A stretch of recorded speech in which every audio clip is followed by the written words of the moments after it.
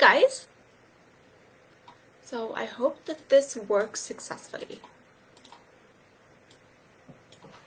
So my camera and my computer are not exactly the same place. Okay.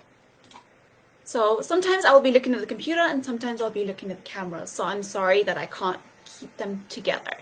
So overthinking seemed to be the most popular topic that you guys voted for this week. And so I just wanted to go live and talk about some things you can do to actually help this, because I know so many people struggle with overthinking. So I'm not gonna make this video too long, because I know nowadays we don't want to spend forever sitting at a video being like, okay, get to the point. So I'm gonna give you some tips, okay? But I won't keep you here all day.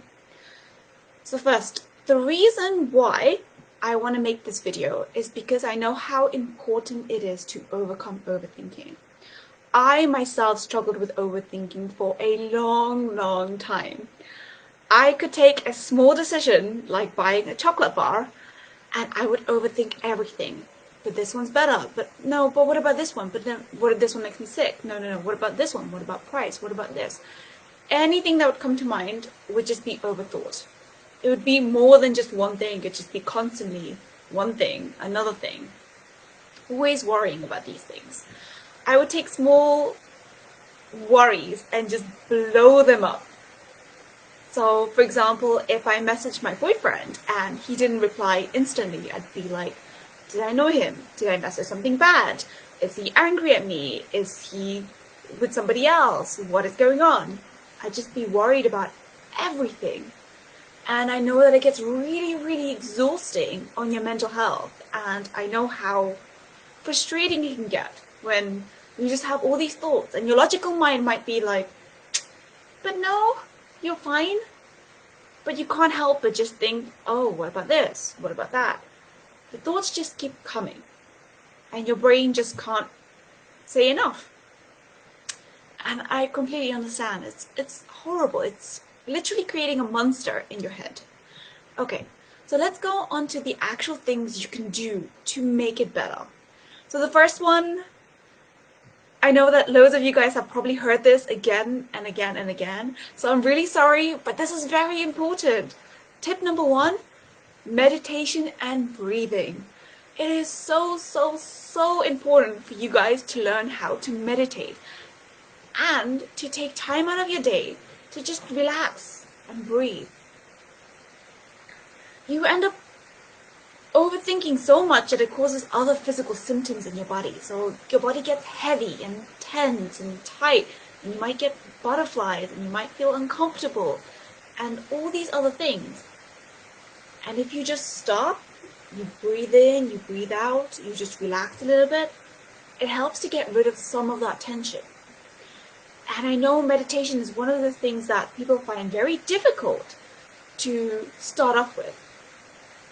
And so I will give you a tip for that in a second, but I really think that if you haven't tried meditation yet, or you've tried it before and you think, it's not for me, it doesn't work very well, or my mind's constantly thinking, you try again, because it will help you.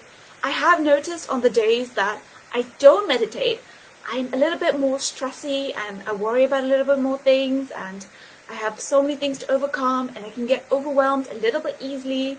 But on the days that I do meditate and I take some time to just breathe and relax, I do notice that things kind of just bounce off me.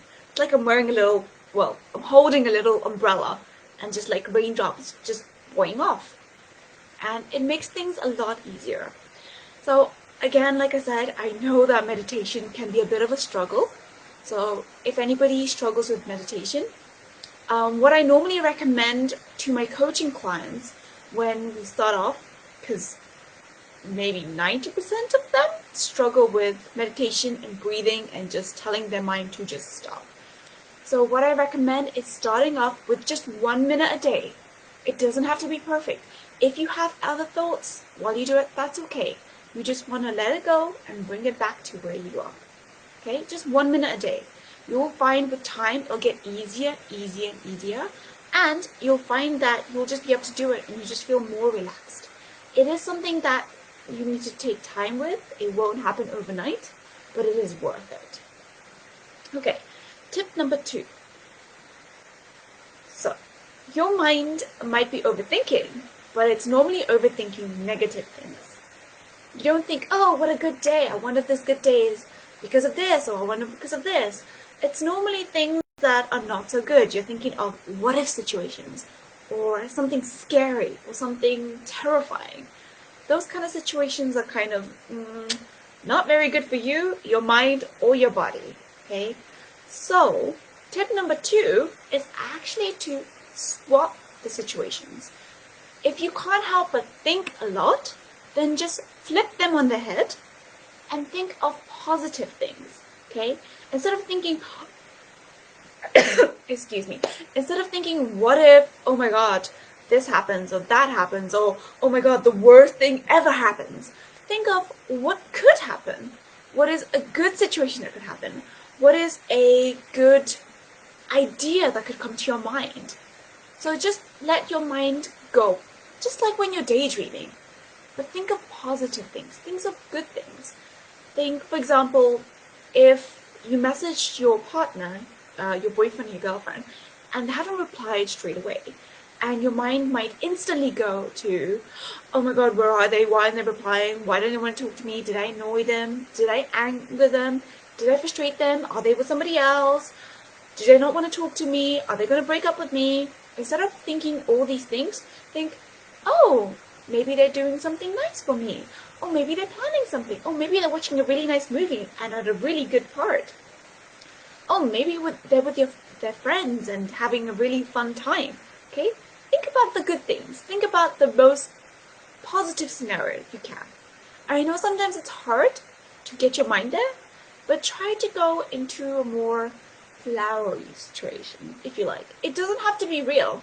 It doesn't even have to be realistic. But it'll help your mind from snowballing with negative thoughts. Okay, tip number 3 is if you just can't help it and your mind is just going and going and going, maybe you're trying to go to sleep. Maybe you have a meeting coming up. Maybe you need to see your friend and you just can't pay attention because it just won't stop. Get a journal, get a piece of paper, get a pen, and just write it down. It'll make things a lot easier for you if you can just take what you have in your mind and put it down on some paper or a pad or something, okay? It'll make things way, way easier because you won't have the heaviness of all the thoughts in your head. And sometimes it can make you feel a lot more relaxed. It has the same sort of effect as talking to somebody, okay? So if you can't talk to somebody about it and you can't get it off your mind constantly, just write it down. It'll make things better for you. Tip number 4, which is something that I learned along the way, and I think this is a very useful tip. If you just must worry about something, or you don't want to completely give up worrying, make a time slot in your day where you will spend just for your worries, just for your thinking, just for your calculations or plans or something. Anything outside of this time, let your mind come back and say, no, we're not thinking, we have a time slot. Then when it comes to the time, you can think about whatever. You can do whatever you want, okay? But outside of the time, you try to bring your mind back to where you are right now, to the situation you're in right now.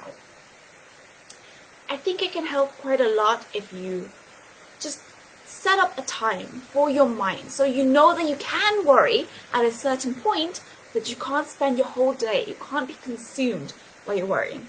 We're keeping the monster in a little cage with a lock and key, okay? So it is allowed to exist and with time it gets smaller, but we're keeping it locked up. So you control when they come, when the thoughts come, when you want to think about these things. You don't let it control you. And the last one I recommend is get a coach. It can be so, so beneficial to just talk to somebody about it. And having somebody who's a professional, who can guide you over your struggles and personalize tips and techniques and other things for you can be so beneficial. Okay, I I work with my clients all the time using different techniques, but not all techniques fit into the same client's life. Some people need slightly different alterations. Some people can't use that technique at all. So it really depends on your life and your personal situation and where your blocks have actually come from. Because some people have experienced it for a long time and it snowballs up and gets bigger. So the bigger this problem is, the more time it takes to resolve the situation. Some people have got those blocks along the way, so they weren't always like that. So those people will take a lot less time to sort out and they can use different techniques. So it's very, very important that you seek a professional, you get help when you can, and just try to follow thought leaders that inspire you and make you really want to help yourself. Because this is what it's for, right? Trying to help you help yourself. So if one of these tips doesn't work for you, try a different one. None of these are going to fit everybody. Everybody is different, right? But I hope that these tips have been beneficial to you today, and I hope that they've been helpful. So if you guys have any questions, please leave a comment in the video or send me a message. I'll be happy to answer them. Also, make sure you vote for what you want to see in the group next. What kind of tips you want, what kind of guides you want, what do you need help with? And I'll be sure to go over that as well. So thank you guys for taking this journey with me, and I hope you have a good day today. Bye!